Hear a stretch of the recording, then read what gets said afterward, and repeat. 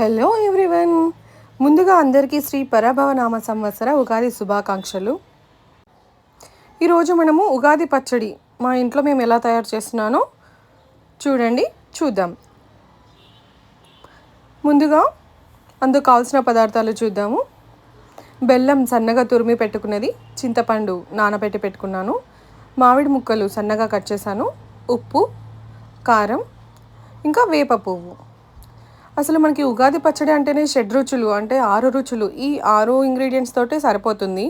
ఇంకా కావాలనుకున్న వాళ్ళు కొందరు అరటి పండ్లు, పుట్నాలు, తర్బూజా సీడ్స్ ఇలా ఒక్కొక్కరు ఒక్కొక్క విధంగా వేసుకుంటారు. ఇప్పుడు నేనైతే ఒక గిన్నె తీసుకొని అందులో చింతపండు గుజ్జు వేశాను. ఇప్పుడు 2 గ్లాసులు నీళ్ళు తీసుకుంటున్నాను నేను.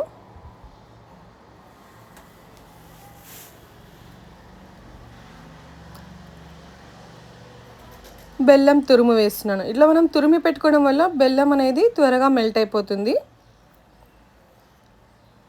వేప పువ్వు, అలానే సన్నగా కట్ చేసిన మామిడి ముక్కలు. ఈ మామిడి ముక్కలు అన్న వేసుకోవచ్చు, తురుములాగా అన్న వేసుకోవచ్చు, ఎలా అయినా చేసుకోవచ్చు. ఎవరికి ఇష్టం, అంటే ఎలా ప్రిఫర్ చేస్తే ఎలా కావాలనుకుంటే అలా వేసుకోవచ్చు. ఇప్పుడు ఒక 1/2 టీ స్పూన్ కారం, మరీ ఎక్కువ అవసరం లేదు, కొంచెమే సరిపోతుంది. ఒక 1/2 టీ స్పూన్ ఉప్పు. అంతే అండి. మనము అన్ని 6 రకాలు వేసుకున్నాం కదా. తీపి, పులుపు, చేదు, వగరు, ఉప్పు, కారం,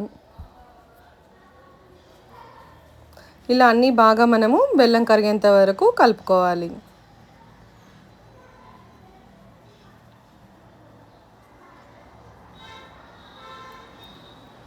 అంతే అండి, ఉగాది పచ్చడి రెడీ. మీరు ఎలా చేసుకున్నారో, ఈ ఉగాదిని ఎలా సెలబ్రేట్ చేసుకున్నారో, మీరు మీ ఇంట్లో ఉగాది పచ్చడి ఎలా తయారు చేసుకున్నారు, ఎలా సెలబ్రేట్ చేసుకున్నారో కామెంట్ చేయండి. మనకి ఈ ఉగాది పచ్చడిలో అన్నీ సమంగా పడితే మనకి మన లైఫ్ అనేది, అంటే ఆ సంవత్సరం అంతా కూడా సజావుగా సాగుతుందని, ఏదైనా ఎక్కువ తక్కువలు ఉంటే వాటికి అనుగుణంగా ఉంటుందని పెద్దలు అంటూ ఉంటారు.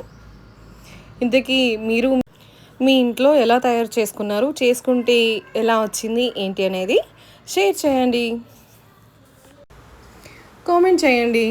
అలానే మన ఛానల్ని ఒక లైక్ చేసి సబ్స్క్రైబ్ చేయని వాళ్ళు ఉంటే సబ్స్క్రైబ్ చేసుకోండి. చాలా ఈజీ అండి, సింపుల్ రెసిపీస్ని ఎప్పటికప్పుడు చూస్తూ ఉండొచ్చు.